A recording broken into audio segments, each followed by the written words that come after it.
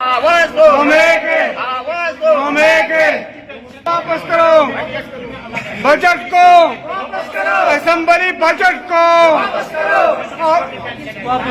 करो assembly budget को, assembly budget को।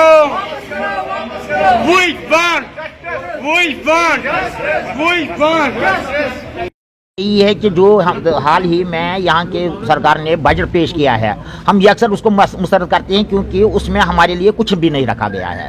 हम चाहते हैं कि इस जो बजट इन्होंने पेश किया है उसको नज़रसानी किया जाए और हमारे जितने भी मसले मसाइल हैं उनको उजागर किया जाए।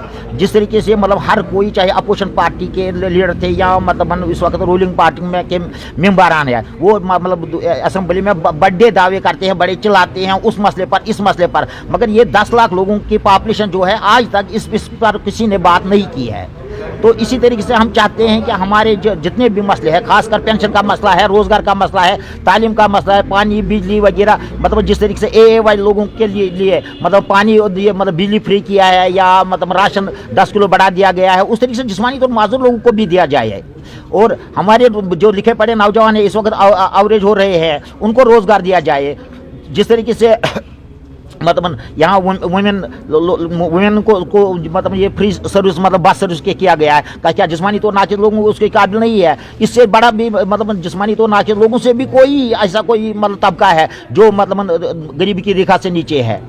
हम चाहते हैं कि मतलब जो बजट है इसको नाज़रसानी किया जाए। हमारे जो उन्होंने वादे किए हैं और अपने मंशूर में लिखा है 3000 रुपया मंथली देने के लिए, वो दिया जाए और हमारे बेरोजगार नौजवानों को रोजगार दिया जाए। इलेक्शन से पहले आप रूलिंग पार्टी से मिले थे, क्या उन्होंने आपके साथ कोई वादा किया था? देखिए सर, हमने मतलब ये जो रूलिंग पार्टी है इसी के साथ नहीं, हम अपोजिशन पार्टियों के साथ भी मिले हैं। उस वक्त बहुत दावे किए गए हैं। आप भी देखिए कि मतलब जब भी वोटिंग का टाइम आता है, एक्सेसिबिलिटी का इंतजाम होता है, गाड़ियों का इंतजाम होता है, घर में मशीनें ले आते हैं वोट डालने के लिए, मगर जब मतलब इलेक्शन खत्म हो जाता है उसके बाद वो कहाँ जाते हैं? हमें ये समझ में नहीं आती इनकी दोगली पॉलिसी क्या होती है।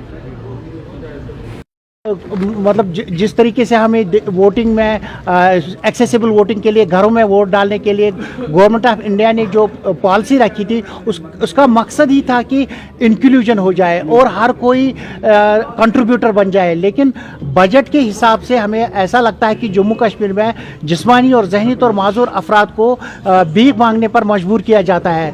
यहाँ 30 साल में जो कॉन्फ्लिक्ट चला उसमें लगभग 8 लाख के करीब लोग है जो जिस्मानी और जहनी माजूरत के शिकार है। यहाँ पे लोग मेंटल इलनेस के शिकार हैं। क्रॉस बॉर्डर शेलिंग में हज़ारों की तादाद में लोगों के अज़ा कट गए, बाजू कट गए, टांगे कट गई। क्या उनके लिए 1250 में ज़िंदगी गुजर बसर हो सकती है? अगर रोज़गार नहीं आप दे पाए, हमने बजट में यही सोचा था कि हमारे लिए स्किल डेवलपमेंट होगा, हमारे लिए एम्प्लॉयमेंट की गारंटी होगी, लेकिन उन सब को छोड़ के जो मंशूर था उसमें 3000 रुपये का वादा किया गया था। लेकिन नेशनल कॉन्फ्रेंस की सरकार उमर अब्दुल्ला साहब ने जब बजट पेश किया तो हमें उम्मीदें वाबस्ता थी। आप खुद भी समझ सकते हैं कि जिस्मानी तौर माजूर अफराद न तो कोई मजदूरी कर सकते हैं, ना हम बाहर रेड़े पे कोई धक्का दे के कोई काम कर सकते हैं।